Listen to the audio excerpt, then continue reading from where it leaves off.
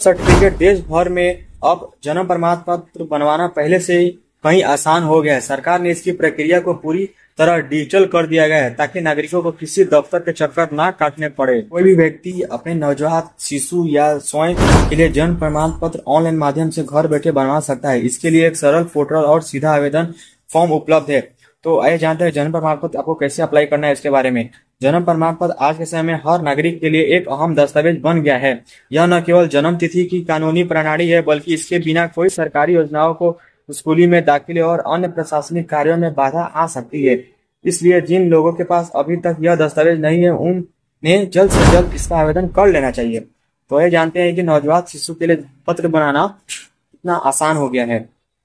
अधिकतर लोग नवजात शिशु के जन्म के तुरंत बाद अस्पताल से मिले कागजात के आधार पर जन्म प्रमाण पत्र बनवा सकते हैं, लेकिन अगर किसी कारणवश यह दस्तावेज नहीं बन पाया तो अब उसे ऑनलाइन तरीके से आसानी से बनाया जा सकता है। समय पर आवेदन करने के अतिरिक्त शुल्क नहीं लगता है। प्रमाण पत्र जल्दी जारी हो सकता है। इससे यहाँ से डिजिटल प्रक्रिया से मिलेगा समय और धन की बचत। ठीक है, दोनों में ऑनलाइन आवेदन की प्रक्रिया से नागरिकों को न तो केवल अधिकतर से मिलने की जरूरत होती है और न ही लंबी कतारों में लगने की। यह प्रक्रिया पूरी तरह से पारदर्शी और तेज है, जहां आवेदन की स्थिति में ऑनलाइन ट्रैक की जा सकती है। इसके अलावा ऑफलाइन प्रक्रिया विकल्प के तौर पर भी उपलब्ध है। मतलब कि गाइस कहने का मतलब ये है कि आप लोग ना अब सब ऑनलाइन हो गया है, आप लोग ऑनलाइन ही इसका अप्लाई करवा सकते हैं डेट ऑफ बर्थ सर्टिफिकेट का। ठीक है, तो आइए आप जानते हैं कि आवेदन करते समय आपको किन किन बातों का विशेष रूप से ध्यान देना है। तो ऑनलाइन फॉर्म भरते समय यह बेहद जरूरी है कि सभी जानकारी सही दर्ज की जाए। जन्म तिथि, स्थान, माता पिता का नाम, अस्पताल का विवरण आदि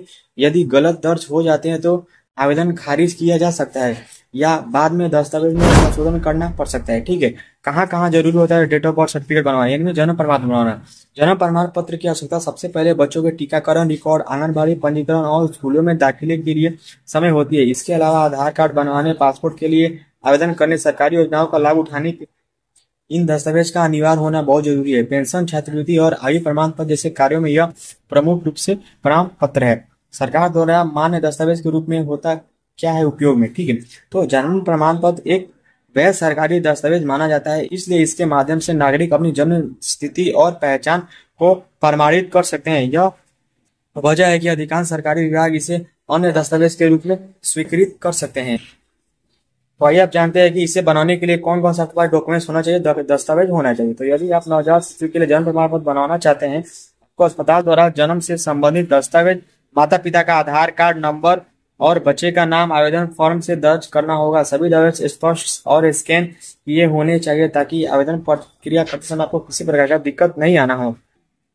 आइए आप जानते हैं कि आवेदन करते समय आपको किन सीमा और शुल्क का ध्यान देना है। तो अगर बच्चा सरकारी अस्पताल में जन्मा हो या वहां से 21 दिन के भीतर प्रमाण पत्र प्राप्त किया जा सकता है। यदि यह अवधि बीत चुकी है तो आपको लेट फीस के साथ आवेदन करना होगा। कई राज्यों में यह शुल्क अलग अलग होता है, इसलिए आवेदन से पहले अपने राज्य के नियमावली को ध्यान से पढ़ लेना है।